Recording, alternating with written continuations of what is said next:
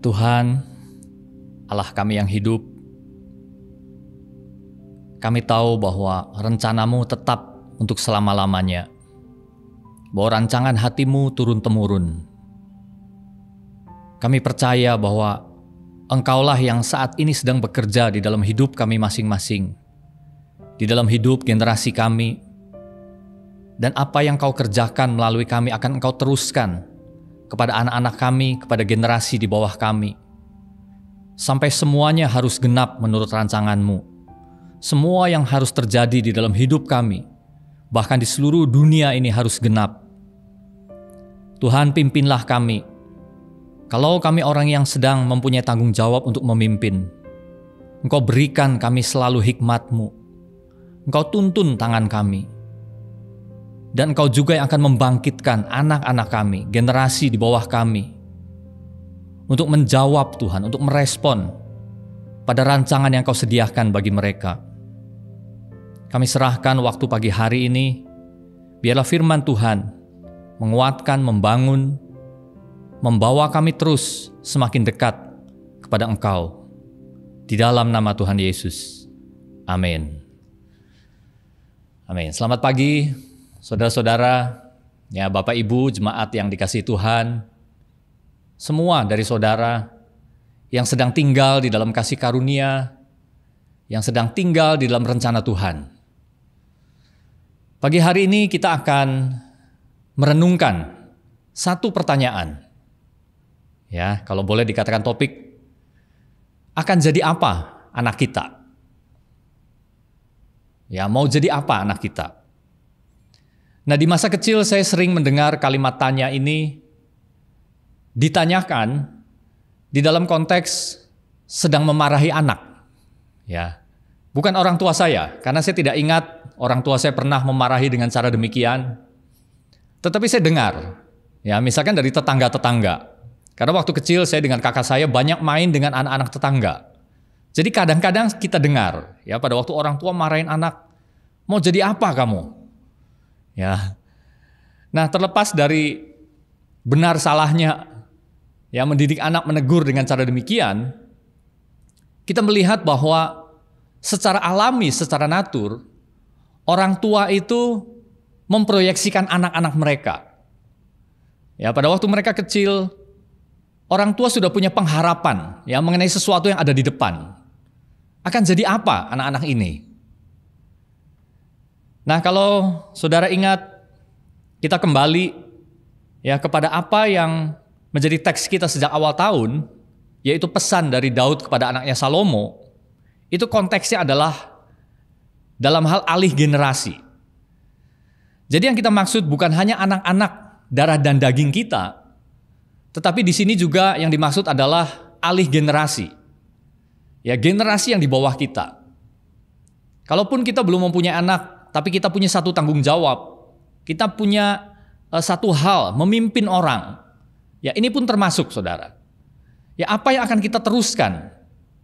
Dan apa yang generasi demi generasi ini sedang tuju, ya ke arah mana gitu.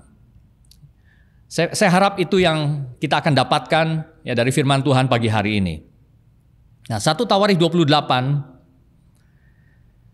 ayat 9, dan engkau anakku Salomo, kenalah Allahnya ayahmu dan beribadahlah kepadanya dengan tulus ikhlas dan dengan rela hati. Sebab Tuhan menyelidiki segala hati dan mengerti segala niat dan cita-cita. Jika engkau mencari Dia, maka Ia berkenan ditemui olehmu.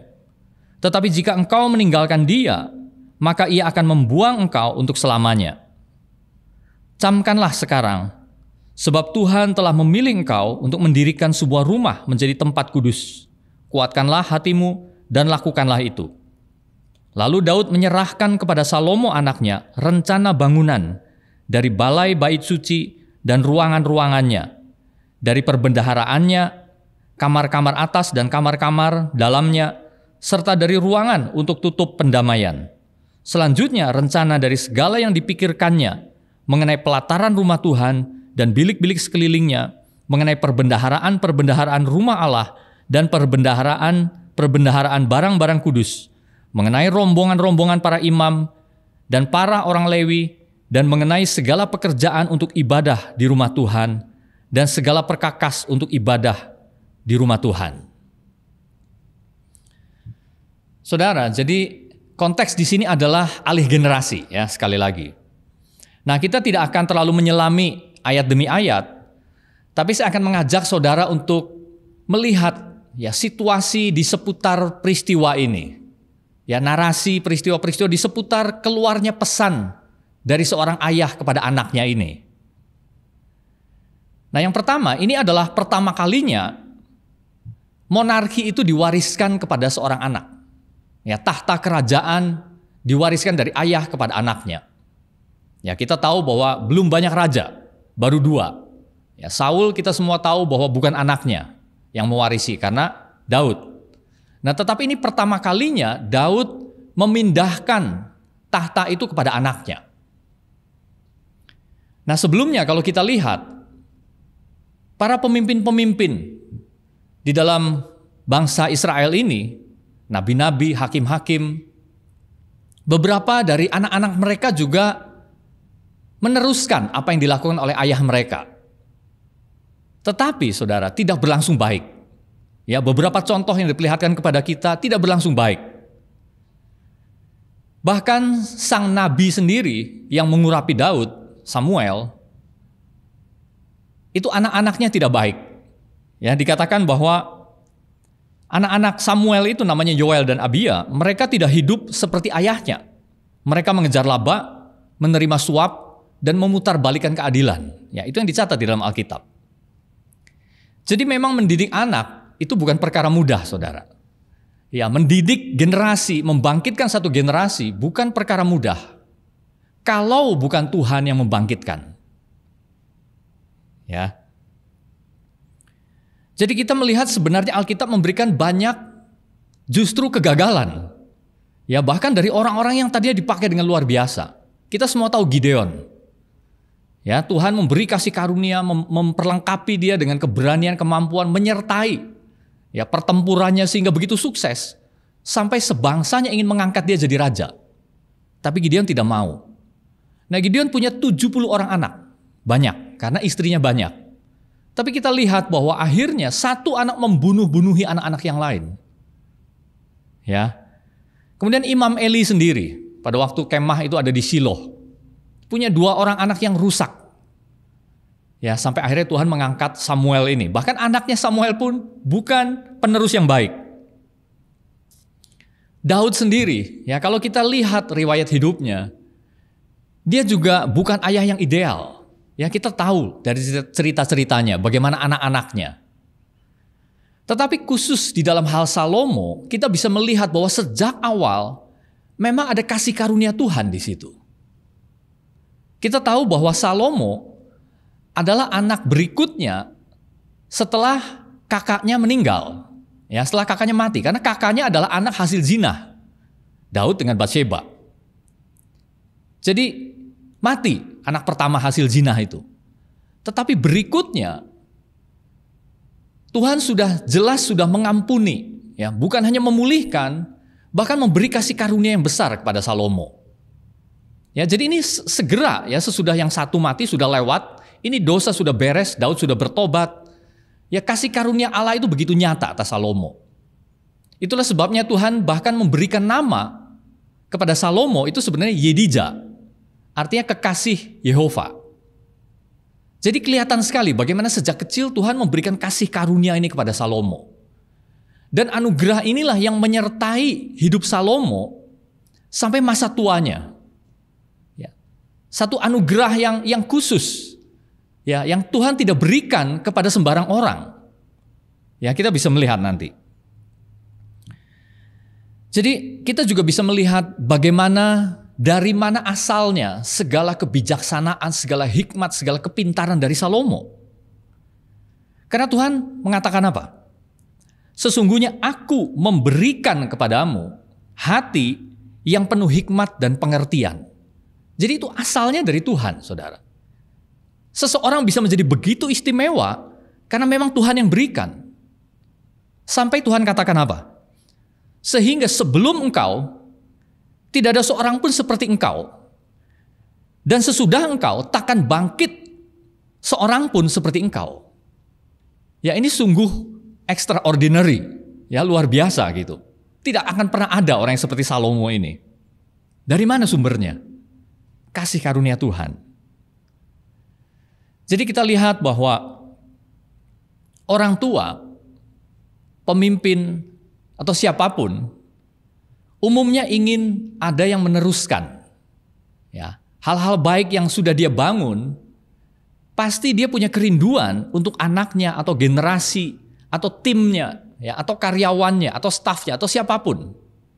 Ya, orang yang berikutnya akan bangkit dan meneruskan hal-hal baik yang dia sudah perjuangkan. Bahkan bukan hanya meneruskan, tapi membangun dengan lebih lagi. Ya, khususnya orang tua kepada anak-anak seperti itu. Nah, jadi ini yang ada di dalam hatinya Daud. Tetapi apa yang menggerakkan Daud? Nah, kita sampai pada hal yang kedua. Ya, pertama tadi isunya adalah ini pertama kalinya diwariskan. Yang kedua, isu besarnya di sini adalah membangun sesuatu. Ya, pesan-pesan ini konteksnya, waktu Daud kumpulkan itu semua orang, konteksnya adalah Salomo anaknya ini yang akan membangun bait Allah. Ya, jadi membangun sesuatu yang besar. Nah, saudara, kita ingin belajar di sini lebih dalam. Ternyata di sini ada perbedaan antara konsep yang ada di pikirannya Daud mengenai apa yang akan dia bangun dengan apa yang Allah maksudkan. Tidak sama ternyata, berbeda. Ya.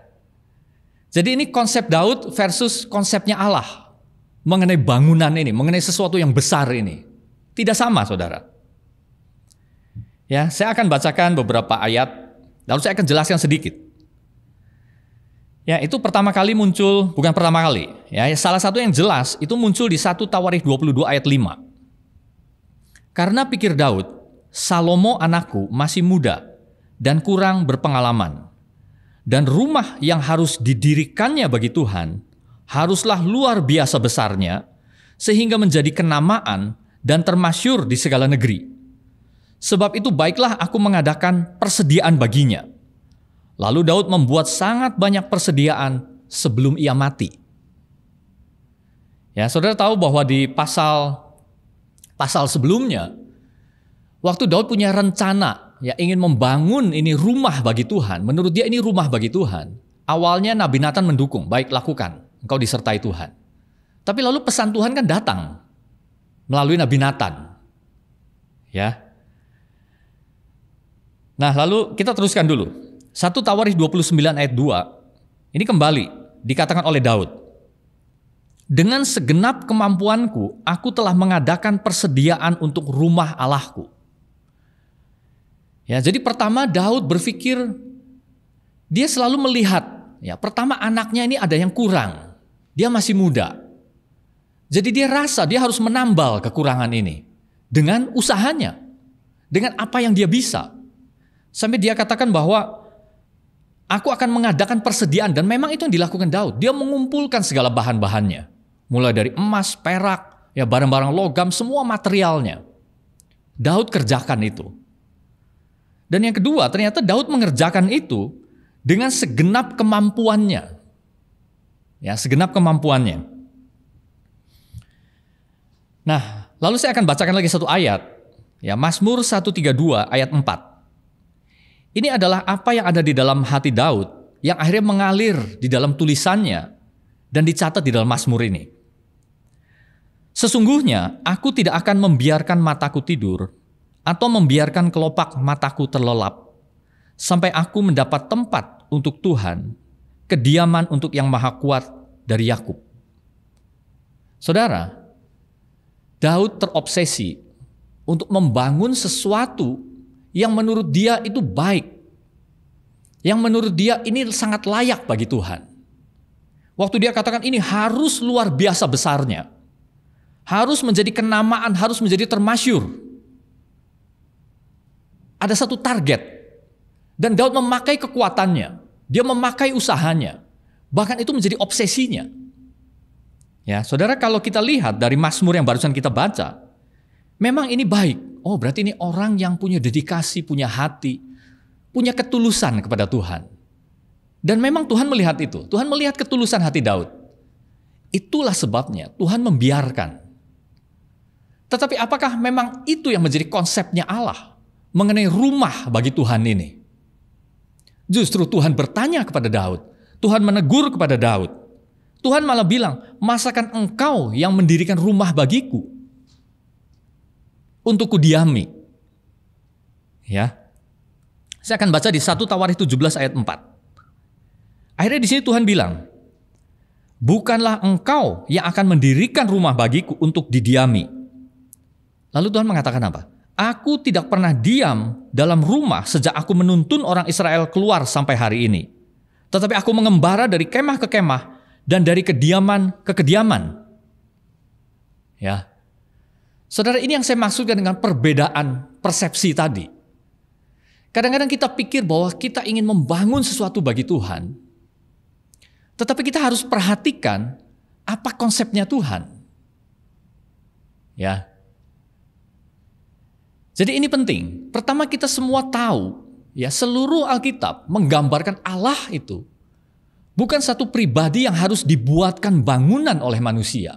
Tuhan tidak tinggal di dalam bangunan lahiriah, seberapapun itu hebat, seberapapun itu monumentalnya. Tidak. Malah Tuhan tekankan, yang Tuhan tekankan di dalam ayat-ayat tadi adalah bahwa penyertaannya itulah yang menyertai umatnya. Dan Tuhan memilih kemah dengan sifatnya yang mobile, sifatnya yang bergerak. Ya, itu bukan menunjukkan Allah berdiam, Allah dikurung, Allah tinggal. Bukan. Itu menunjukkan penyertaannya Tuhan.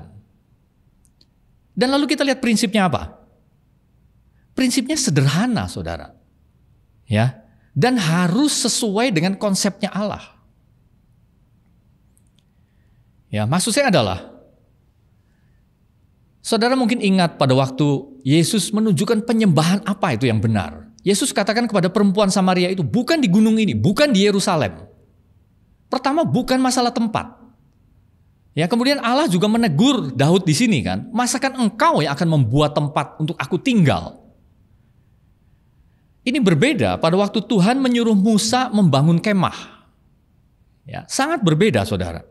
Itu memang maksudnya Allah, itu memang konsepnya Allah. Allah memberikan detail yang sangat rinci kepada Musa. Ya, kita lihat di dalam Keluaran, ya, Keluaran 25 sampai Keluaran 31, 6,5 pasal itu adalah uraian tentang bagaimana kemah itu harus dibangun. Ya, oleh Musa. Kemudian di Imamat, itu sampai 9 pasal digambarkan bagaimana nanti imam-imam itu melayani di dalamnya. Rinci. Dan kemudian di Keluaran 35 sampai 45 pasal lagi, akhirnya implementasinya gimana? Bagaimana mereka akhirnya membangun itu, diuraikan lagi di situ. Dan saya akan baca kesimpulannya. Ini justru ada di Kisah 7 ayat 44. Ya, ini justru adalah khotbahnya Stefanus. Ya. Kemah kesaksian ada pada nenek moyang kita di padang gurun, seperti yang diperintahkan Allah kepada Musa. Ini benar-benar perintah berarti. Untuk membuatnya menurut contoh yang telah dilihatnya. Jadi pada waktu Musa menyuruh umat itu membangun ini kemah pertemuan yang di dalamnya nanti ada tabut, ada ruang maha kudus dan lain sebagainya. Ternyata Tuhan memperlihatkan ini gambar itu kepada Musa. Jadi ada satu visi, ada satu, kalau zaman sekarang mungkin satu foto, ya, satu cetak birunya itu dilihat oleh Musa. Dan beberapa kali kitab Ibrani memunculkan ini, bahwa ini adalah apa contoh yang dilihat oleh Musa di sorga. Ya, jadi begitu jelas gitu, ada gambarnya, ada rinciannya. Tapi tidak demikian dengan bait Allah yang megah milik Salomo ini. Tidak ada rinciannya, yang merinci, yang menggambar, yang merancang adalah Daud. Ya, jadi kalau zaman sekarang ada arsitek, ada gambar arsitek, itu Daud yang bikin. Ya, bahkan Daud sudah persiapkan SDM-nya. Daud sudah mengorganisir orang-orang Lewi. Ada Heman, ada Asaf, ada Yedutun, ya, barisan penyanyi, barisan imam-imam, bagaimana rombongan demi rombongan diatur, bagaimana spesialisnya. Ya, saudara lihat, Daud adalah orang yang sangat canggih merancang dan mewujudkan satu ibadah kebaktian. Dan ini mega church boleh dibilang. Ya, jadi canggih, saudara. Belum pernah sebelumnya bagaimana satu ibadah itu memakai alat musik yang begitu lengkap. Semua unsur ada. Ya perkusi, tiup, ya petik, gesek, ya semua ada di situ. Bahkan penyanyi ya paduan suaranya. Jadi kita tidak terbayang ini ibadah seperti apa, tapi megah. Dan itu disusun dengan penuh upaya oleh Daud. Tetapi saudara, tidak ada gambar yang dari Tuhan di situ sebenarnya. Ya. Nah, jadi sebenarnya kita melihat satu filosofi lah ya, hakikat yang berbeda gitu. Kalau waktu Tuhan menyuruh Musa membangun kemah, itu jelas sekali penyertaan Tuhan. Bahkan demi mereka orang-orang yang baru keluar dari perbudakan ini punya keterampilan, dikatakan apa? Tuhan bahkan memberikan ilmunya, kecakapannya. Ya dicatat 2 orang kan, namanya Bezalel dan Aholiab. Tuhan sampai memberikan keterampilan khusus. Ya sehingga saya bayangkan tiba-tiba mereka bisa gitu. Ya dulunya latar belakangnya bukan penjahit, bukan yang bisa menenun, bisa menjahit, membuat kemah. Tapi tiba-tiba mereka bisa gitu ya kalau kita bayangkan. Jadi tangan Tuhan nyata di situ. Nah lalu itu sederhana saudara. Kemah itu sederhana, itu prinsipnya. Kalau tadi Daud begitu ingin, ini harus luar biasa besarnya. Harus kenamaan, harus termasyur. Tapi konsep kemah Tuhan itu ternyata sederhana. Itu hanya kemah, hanya tenda. Bahkan Tuhan menyuruh orang-orang Israel itu kalau mereka mau bangun itu mezbah untuk di atasnya ditaruh kurban, Tuhan bilang ambil batu, tapi tidak boleh kena perkakas dari logam. Jadi batu itu tidak boleh dipahat. Artinya batu yang alami. Jadi apa yang kamu temukan bentuknya cocok, susun, tumpuk. Bahkan kalau tidak ada batu, pakai tanah. Ya mungkin tanah lumpur, tanah liat ya dibentuk, ditumpuk gitu. Tidak ada upaya manusia, tidak boleh disentuh dengan perkakas. Ya sederhana tapi ada satu filosofi yang Tuhan ingin kita mengerti di sini. Nah tapi mungkin saudara bertanya, lalu mengapa akhirnya Tuhan mengizinkan? Bahkan akhirnya waktu pentahbisan hadirat Allah memenuhi di situ, manifestasinya bahkan sampai bisa dirasakan. Sampai semua imam-imam orang Lewi tidak ada yang sanggup berdiri lagi. Saudara, kita melihat itu konsesi istilahnya, ya. Jadi pada waktu Tuhan berurusan dengan manusia, Tuhan memakai berbagai cara. Kadang-kadang Tuhan berintervensi dan begitu kuat. Ya orangnya tidak tahu apa-apa, tapi pokoknya dijadikan Tuhan, diarahkan, bahkan dipaksa. Ya banyak contoh-contohnya. Tapi kadang-kadang Tuhan membiarkan. Kadang-kadang Tuhan menyertai. Bahkan Tuhan sendiri yang menaruh rancangan itu. Tuhan sendiri yang menyuruh dengan jelas. Demikian juga di dalam hidup kita. Saudara, maksud saya adalah kita tidak usah terlalu pusing, terlalu stres, ya. Detailnya seperti apa yang Tuhan mau. Buktinya dalam hal ini saja, Tuhan akhirnya merestui rencananya Daud. Karena apa? Karena satu hal, ketulusan hatinya. Dan inilah yang terus diperhitungkan oleh Tuhan. Tiap kali menyebut Daud, Tuhan mengatakan seseorang yang berkenan di hatiku. Jadi hati yang tulus itu. Ya, kalaupun caranya salah, Tuhan akan memakai, ya. Jadi Tuhan akan memakai keputusan-keputusan manusia. Tuhan akan bekerja atasnya. Jadi mungkin kita berarti, oke, kalau gitu apa gunanya bait Allah ini? Kalau itu salah apa gunanya? Pertama, saudara, jelas gunanya adalah itu menjadi tempat mereka berkumpul melakukan ibadah yang sudah ada jadwalnya itu. Ya, hari raya pendamaian setahun sekali dan korban-korban yang lain. Disitulah ada pelataran, ada hal-hal yang luar biasa. Itu gunanya. Selama sekian generasi raja-raja itu menyatukan. Tapi lalu kita juga melihat gunanya apa? Saudara, memang gunanya akhirnya untuk dihancurkan. 2 kali. Ya, pertama oleh Nebukadnezar dihancurkan, dibangun lagi, dihancurkan lagi. Dan sampai sekarang itu tidak pernah berdiri lagi bait Allah itu. Ya.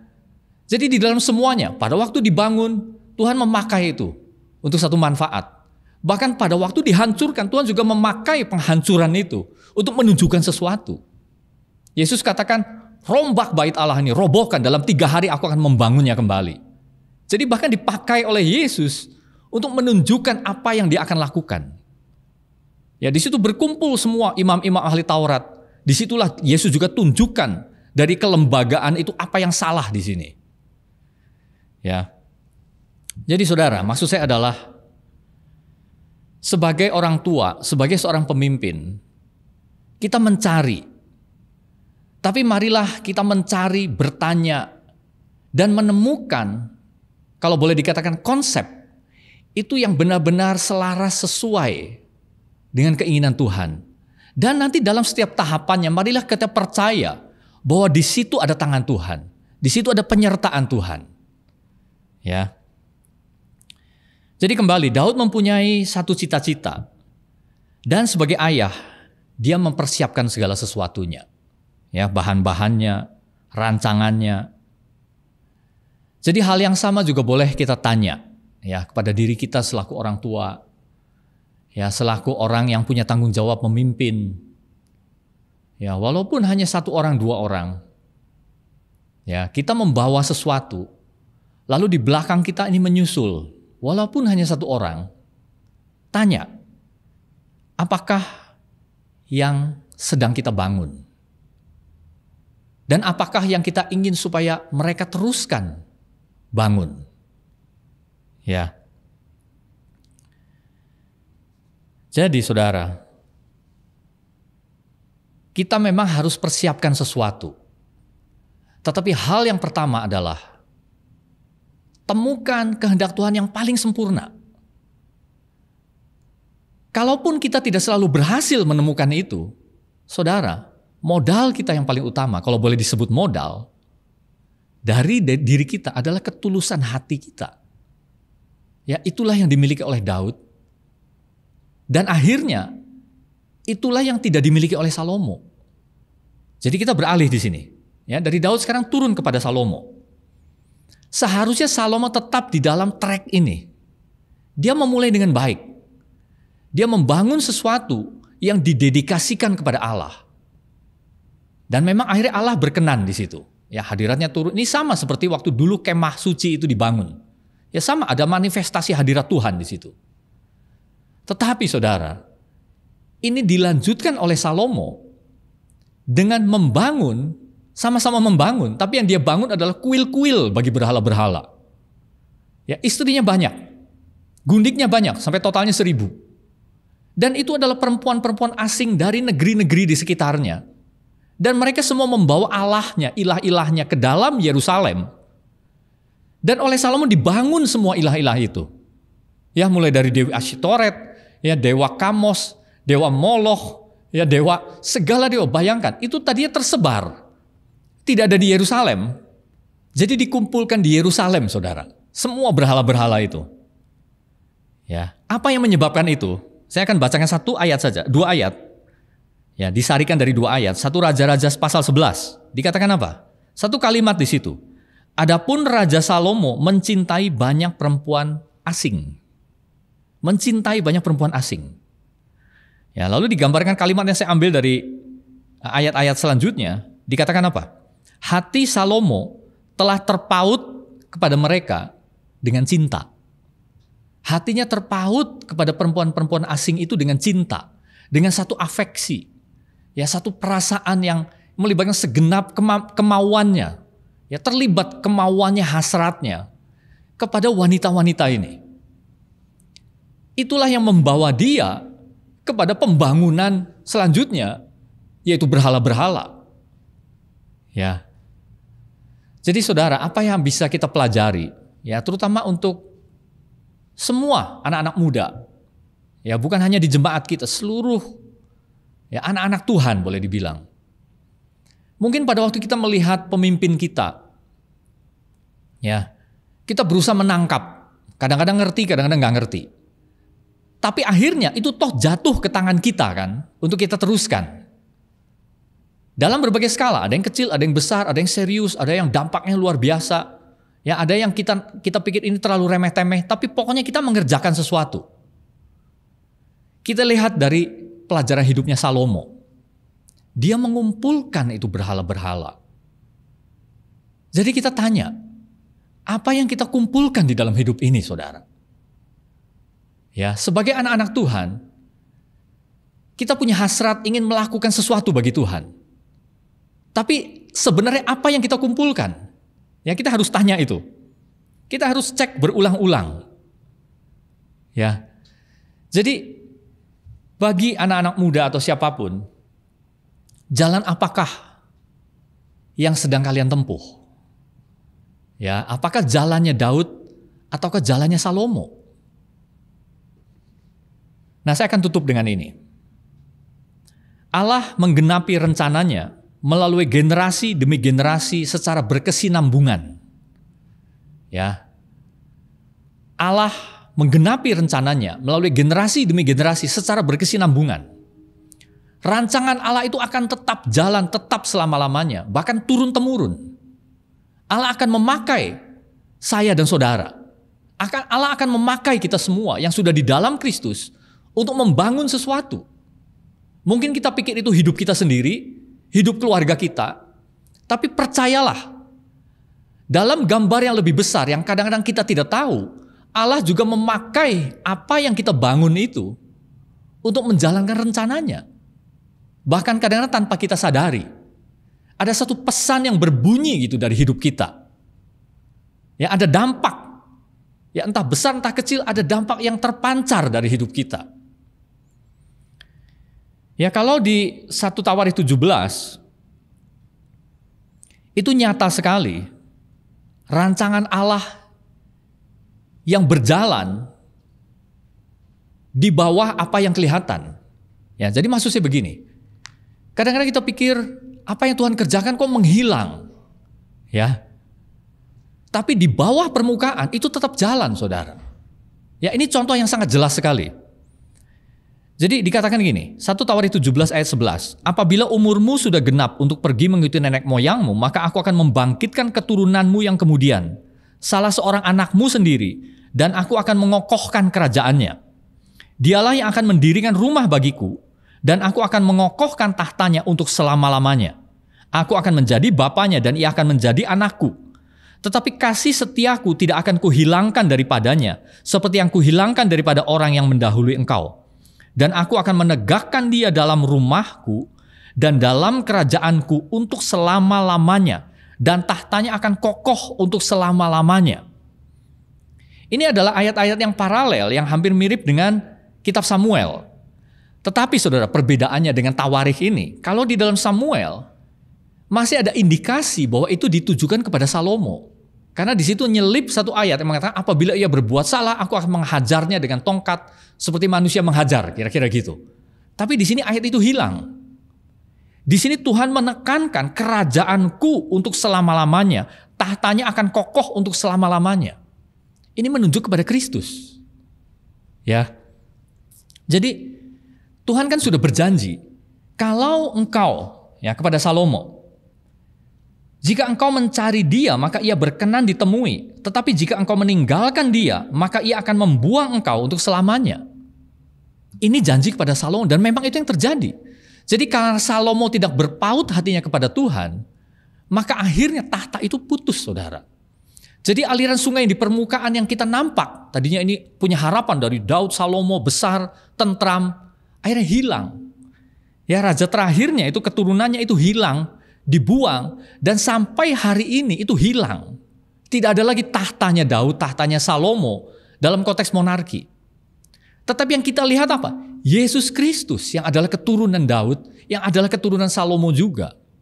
Dan dia yang kita sembah sekarang yang menjadi raja, dan yang kerajaannya akan kokoh untuk selama-lamanya.